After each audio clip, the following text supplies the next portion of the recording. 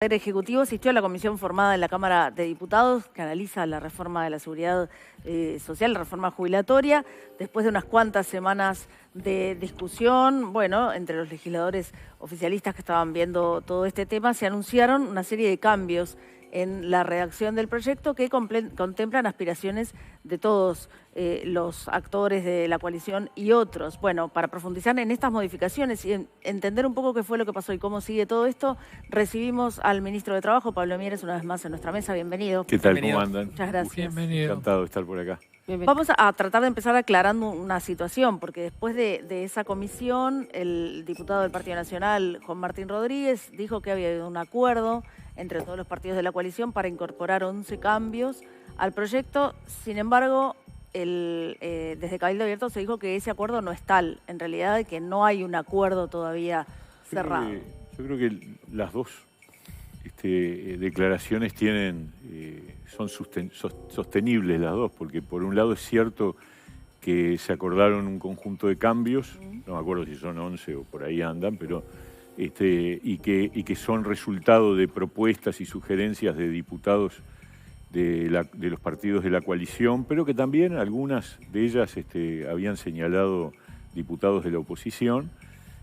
O sea que esos cambios van a incorporarse, y eso fue resultado de esa reunión del martes que tuvimos con los diputados de la coalición que son miembros de la comisión. Pero también es cierto que todavía sigue habiendo algunos reclamos de Cabildo Abierto en particular que no han sido atendidos, y que por lo tanto entonces también tiene razón el diputado Perrone cuando dice que ellos no han definido, aunque yo quiero decir otra cosa. Antes de que ingresara el proyecto de ley al Parlamento, hubo una reunión en donde estuvimos los líderes de los partidos de la coalición con el presidente de la República, y ese proyecto de ley, el original, el que entró al Parlamento, hubo un acuerdo de que iba a ser acompañado por todos los partidos. Y yo creo en la palabra de los dirigentes de los otros partidos. Por lo tanto, estoy tranquilo de que, por supuesto, que siempre son mejorables, que va a seguir habiendo planteos, que seguramente estamos terminando de ajustar. Yo diría, esto es lo que va a ir al Parlamento, lo que acordamos el otro día es lo que va a ir al Parlamento, porque algunas cosas requieren iniciativa del Poder Ejecutivo, y por lo tanto es importante que haya un nuevo envío de nuevos artículos para que sean considerados por la comisión. Y también tengo la convicción de que esto se va a definir en el correr de la próxima semana, porque el plazo de la comisión es hasta el 31 de marzo y después pasará al plenario en la semana siguiente, ¿no?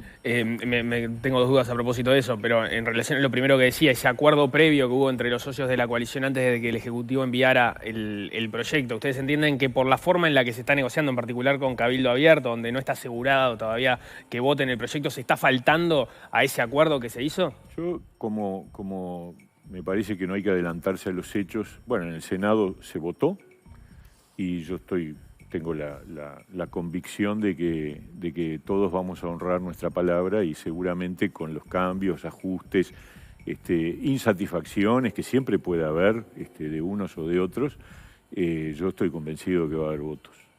Y entonces ahora el trámite en relación a estos nuevos artículos que está enviando el Ejecutivo, ¿cómo es? Esos artículos eventualmente se votan en diputados y después requieren la votación en el Senado por Sí. los cambios que se hagan, pero no es que es un proyecto nuevo y de alguna forma la discusión como que arrancaría de nuevo y el trámite de nuevo. El proceso parlamentario es que la comisión tiene plazo hasta el 31 de marzo, que es el viernes que viene.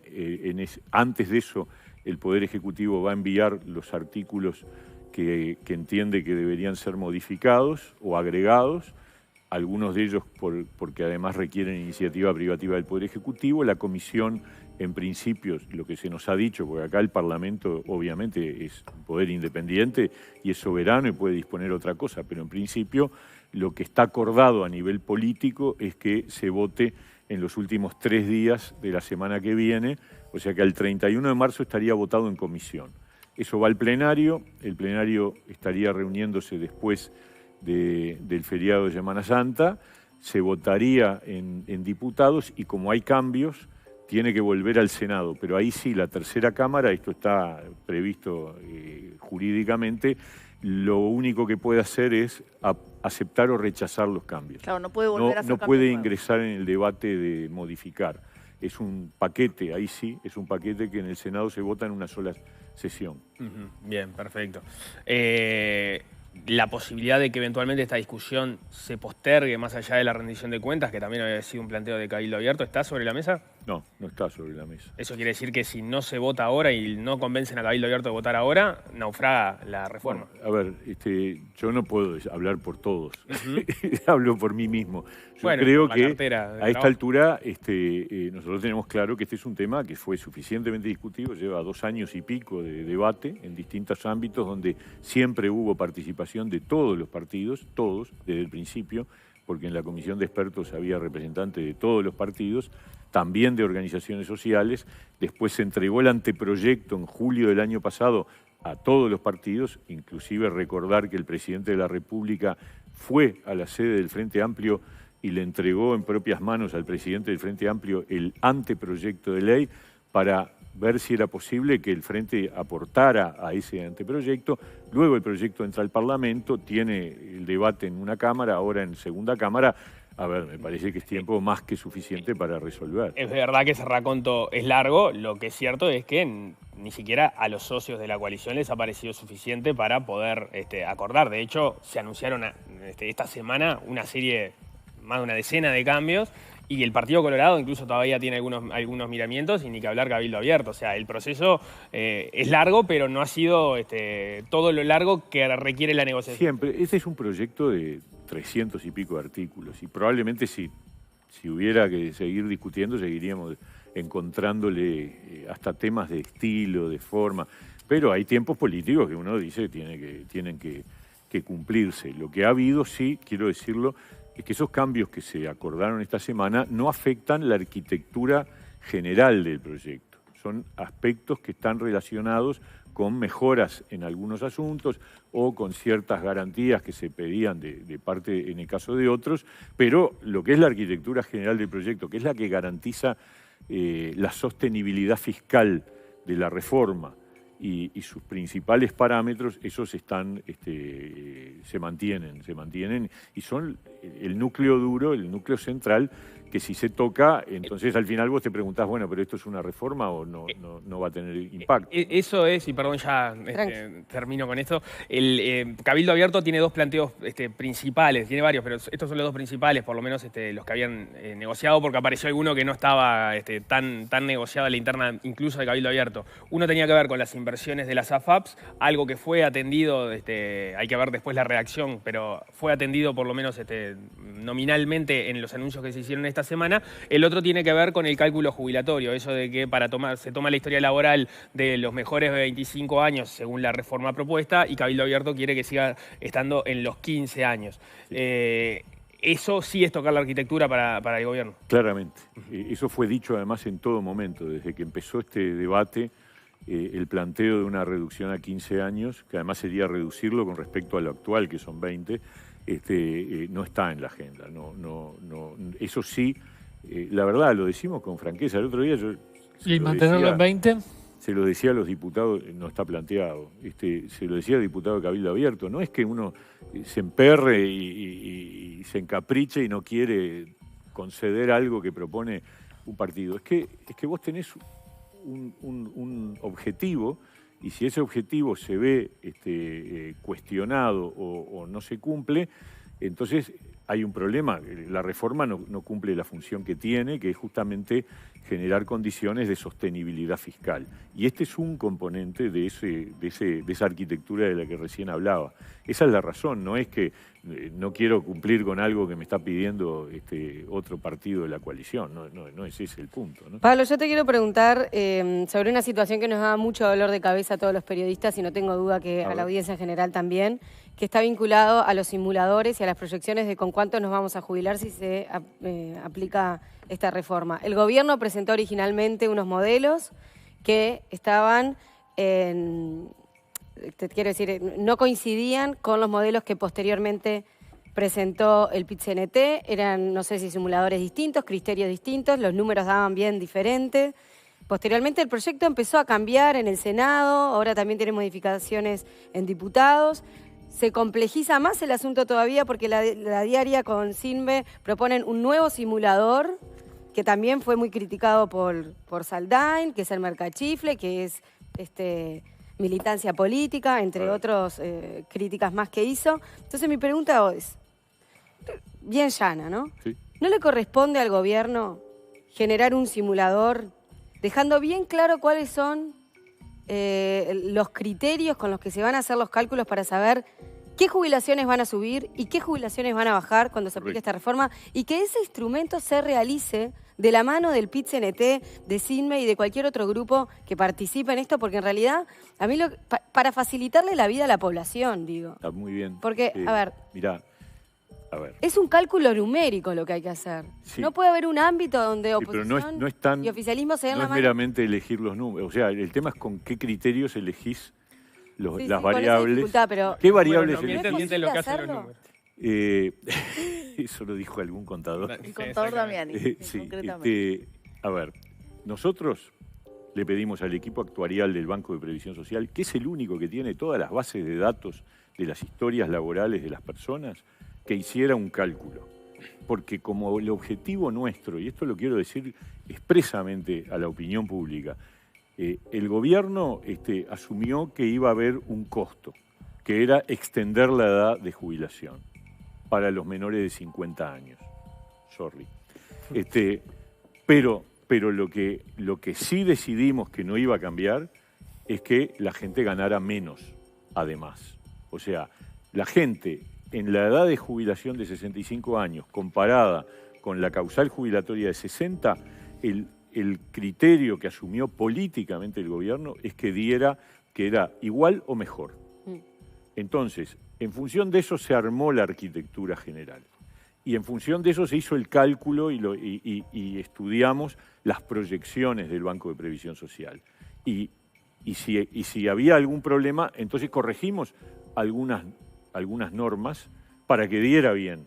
Y de hecho, lo que se presentó en el Parlamento es un análisis que tiene en cuenta las historias laborales de las personas, que tiene en cuenta la densidad de cotización de cada decil de jubilados, porque ese es el otro tema. Llegar al nivel individual es un salto mortal, que ese es el problema que tiene esa calculadora que largaron con la diaria, que es que vos entrás y con 5 variables anotás 5 cosas y te dice lo que te vas a jubilar dentro de 20 años. No es así. Eso, con todos los respetos que el otro día dije, yo tengo un gran respeto por Sinve, y a la noche vi que habían hecho esta cosa. Es una chantada, la verdad. O sea, es además entrar en un juego que nosotros no vamos a entrar, que es el juego parecido a lo de la LUC. Se le hace decir a la reforma cosas que no son, que se inventa. Bueno, ni hablar de alguna afirmación de un dirigente del PIT-CNT ayer. Pero entonces, nosotros fuimos al Parlamento y dijimos, miren, y no nosotros, los técnicos del BPS, dijeron, miren, con este proyecto de ley los resultados son estos. Y los resultados dan que el 50% de las jubilaciones más bajas, comparado en causal 60 años contra causal 65 años, van a ganar mejor las del futuro que las actuales. El 50% de jubilaciones más bajas. Y el 50% de arriba, las de los sectores del medio van a estar ahí empatando, y las de más arriba van a tener una mejora leve, pero mejora al fin. ¿Por qué? En el caso de las de más arriba, porque tienen más tiempo de ahorro individual y son de los salarios más altos. Entonces, eso le mejora el cómputo jubilatorio. Conclusión, en términos estadísticos, los jubilados del Banco de Previsión Social, cuando se jubilen a los 65 años por el nuevo régimen, comparados con los jubilados de hoy, jubilados a los 60 años, con tramos de deciles de ingresos, que es donde se puede llegar. Porque llegar al caso individual, ahí puede haber muchas cosas. Hay gente que se enferma, hay gente que deja de trabajar más temprano, les pasa, los despiden, yo qué sé.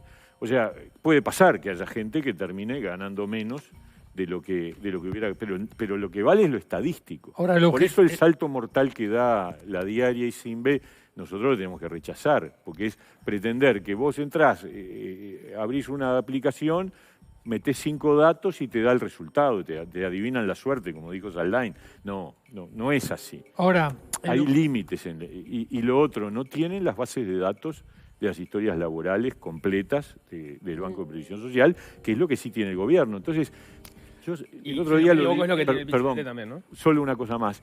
El otro día decía en la comisión, miren, al final esto es cuestión de que llegue el tiempo y recién el tiempo va a demostrar quién tenía razón. Porque ellos van a seguir diciendo que van a ganar menos y nosotros vamos a seguir diciendo no, están equivocados, a ganar más. Pero ese es el desafío. No pueden en este cálculo numérico articularse para... Es un pensamiento mágico para el Uruguay. Entre otras cosas porque hay algunos cálculos en donde nos hacen la trampita de comparar 65 años de ahora contra 65 años dentro de... con la nueva causal. Nosotros decimos, no, la comparación, porque ahí me estás cobrando 2 veces la postergación de la edad de retiro. Obvio que la postergación de la edad de retiro significa que hoy, a los 65, 5 años después de tener causal, vas a tener un saldo jubilatorio que se va acumulando, que crece, con respecto a que cuando llegue el tiempo futuro, a los 65 años recién tenés causal jubilatoria. Entonces, comparame el momento de la causal jubilatoria a los 65 contra el momento de causal jubilatoria a los 60. Sí, por lo pronto esa es una advertencia que hay que hacer respecto a la calculadora de la diaria, que en ambos casos son 65. Digo, porque veía muchos comentarios en redes sociales donde decían voy a trabajar más y voy a cobrar tanto menos. Bueno, si la calculadora funciona bien, sí cobrarías tanto menos, pero trabajando lo mismo. Exactamente. Entonces, por eso yo creo que el eslogan de la oposición, que es vas a trabajar más y te van a pagar menos, que nosotros sabíamos, yo lo he hablado a nivel de gobierno, y dijimos, este va a ser el eslogan, cantado. Bueno, entonces dijimos, no, pará, vamos a aceptar que hay que trabajar más porque no hay más remedio, porque los datos demográficos nos obligan a que haya un acorrimiento de la edad de retiro, pero vamos a asegurarnos de que no se gane menos, que no sea un perder-perder. Entonces, es verdad lo que tú decís. Entonces, si comparamos 65 contra 65, entonces tienen que bajar del eslogan, vas a trabajar más. Porque vas a jubilarte a los 65. Cuando ellos te comparan y te dicen, pero ahora si te jubilás a los 65, ganás más que en el futuro a los 65. Bueno, pero entonces no vas a trabajar más, porque estás tomando una edad de retiro similar. Entonces, hay una de las dos cosas que no se cumplen cuando ellos hacen los cálculos. Si calculan 60 contra 65, no es verdad que van a ganar menos. Si calculan 65 contra 65, no es verdad que vas a trabajar más. El objetivo de la reforma es darle sostenibilidad fiscal, es decir, es un sistema que no se sostiene, que necesita más dinero, ¿no? Exacto. Entonces, si la edad es decir, primera cosa en la que estamos de acuerdo, ¿no? Segunda, ¿cómo se paga la cuenta? Ahí va. Segunda, decimos que nadie va a perder. Estamos diciendo nadie va a ganar menos. Nadie va a perder, pero... Va a trabajar más. Claro, ahí ese es el financiamiento. Pero si las personas van a vivir, pero si las personas van a vivir más también, entonces ese dinero, ¿dónde es que se genera el ahorro? Porque... Bueno, a ver, yo creo que... Entonces no van a vivir tanto más como van a trabajar más, sería eso. No, yo creo que no, porque si no me cierra la cuenta. Probablemente vaya a haber que hacer siempre un ajuste posterior, porque la expectativa de vida todo indica que va a seguir creciendo y que vamos a tener cada vez más. Está bien, pero a mí lo que no me cierra, no sé si me expliqué claramente, sí. Bueno, el objetivo es dotarle más dinero al sistema. No, claro, pero pará, a ver, yo te subo 5 años la expectativa de la edad de retiro y entonces me pongo en una situación donde con respecto a la expectativa de vida tenés un tiempo más corto, ¿se entiende? O sea, vas a tener 5 años más antes de empezar a cobrar tu jubilación y tu expectativa de vida es más larga que antes. Pero no 5 años. Pero no 5 años, claro. No, pero el costo de la reforma igualmente va a caer sobre algunas jubilaciones, está claro. El costo todo diría que son sobre las jubilaciones más altas, de quienes tienen más recursos, pero existe un costo en la reforma. El costo de la reforma va a caer sobre la extensión de la edad de retiro fundamentalmente. Ese es el punto neurálgico que se toma en consideración. Ahí está el punto, y lo otro es que vas a calcular la jubilación sobre 25 años y no sobre 20, sobre una historia laboral más extensa. ¿Se entiende?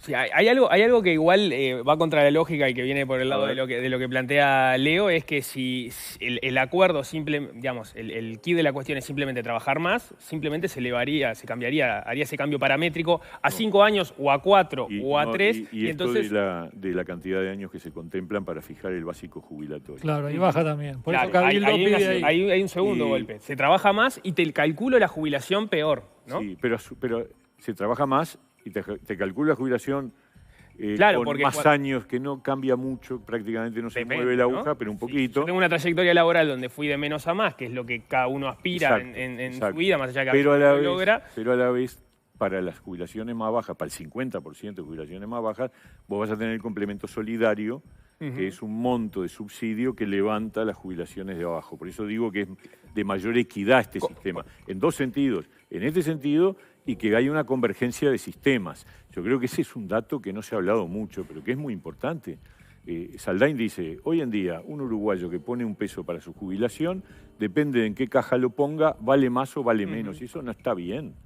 Entonces, vamos a un sistema de convergencia, sin perjuicio de tomar en cuenta las especificidades de cada subsistema, pero, en términos generales, parámetros comunes. Esa es un poco la idea. Por eso, de todas formas, si juntamos todo, ¿no? Pensando además esto del pilar solidario, donde en definitiva casi que la mitad de las jubilaciones más bajas van a estar ganando más de lo que ganarían jubilándose por el actual sistema, parece verosímil el argumento de Simbe de que hay un sector de jubilaciones medias que va a terminar cobrando menos. Por eso teníamos esa preocupación y por eso hubo una modificación de la distribución del aporte. El aporte pasó a estar en una modalidad 10-5 a favor de la solidaridad, cuando hoy es 7,5, el aporte personal, y eso fue porque eso levanta el monto jubilatorio de los sectores medios. Y ahí logramos llegar al equilibrio, porque es verdad porque los demás arriba, como ahorran más en el ahorro individual y son los salarios más altos, entonces, y tienen más años de aporte, entonces van a tener una renta vitalicia más alta. La posibilidad que ha planteado la oposición de que en lugar de que todo el peso el peso económico, ¿no?, de salvar el déficit del BPS recaiga sobre los trabajadores y a la vez plantear la posibilidad de que haya, recortes en algunas exoneraciones de sectores muy pudientes, ¿eso está completamente descartado? A ver, primero, yo no estoy de acuerdo en el argumento de que todo recae sobre los trabajadores. En realidad, lo que sí recae sobre los trabajadores menores de 50 años es que van a jubilarse años a trabajar más años, sí. Trabajar más años. Eso sí, eso hay que reconocer que es así. Ahora, no hay aumento de aportes para los trabajadores, no hay aumento de cantidad de años de aportes para acceder a la jubilación, sigue siendo 30 años, igual que ahora, nada más que, incluso se generó una nueva fórmula que se aprobó en el Senado, que es que si vos tenés 65 años y tenés 25 años de aporte, podés jubilarte también,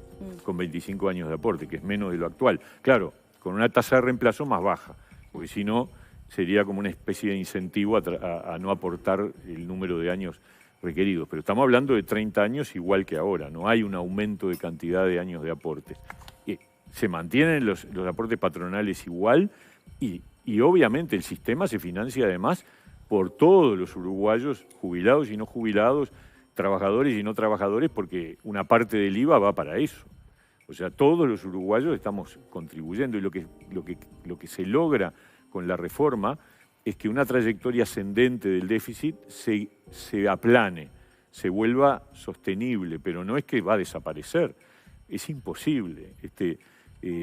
Es una situación que lamentablemente en los sistemas previsionales en el mundo entero es imposible. Todos son deficitarios, ¿no? Claro, ahora lo que sí tiene sentido, y como tú lo reconoces recién, sí recae sobre los trabajadores menores de 50 años, que todos van a tener que trabajar 5 años más sin ningún beneficio, ¿no? 5 años más y listo. Los de 49, no, el beneficio es que los que tienen menos ingresos van a tener más, van a jubilarse con un poco más, varía según las situaciones, y hay otros que van a jubilarse más o menos igual que los sectores medios, que son 2 o 3 deciles que tienen una situación de empate, digamos así. Recae en parte, sí, claro, sobre el hecho es que en algún lado tú tenés que buscar la manera, lo que sí no afectás es a la gente que está cerca de jubilarse, que sería muy, muy complicado decirle a una persona que tiene 56, 55, 57 años, mire, usted va a jubilarse a los 65. No, eso sería un cambio de regla de juego. Sí, exacto. Entonces ese cambio está porque lo hacemos ahora. Si nosotros hoy dijéramos, bueno, sacamos la reforma, que la haga el próximo gobierno lo va a tener que hacer mucho más rápido.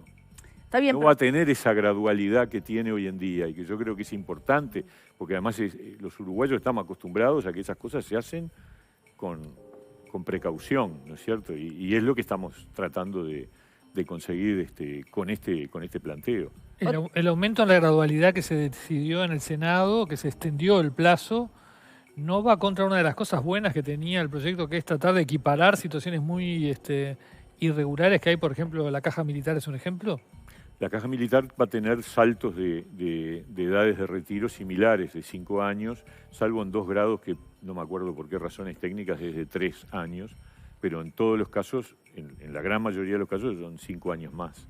Como todos los Como demás. todos, sí. Pero partiendo de una situación más injusta. Sí. El Ministerio de Defensa, los funcionarios van a tener el mismo trato que los que están haciendo guardias en la frontera. Por eso, no, hay una diferenciación en cuanto al tipo de trabajo, si es personal militar o no es personal militar, ¿no? El otro día el senador Oscar Andrade señalaba que las excepciones a los 65 años no están todavía claras ni específicas, y sumaba el sector de la pesca, por ejemplo. Bueno, lo que pasa es que acá hay 2 regímenes distintos.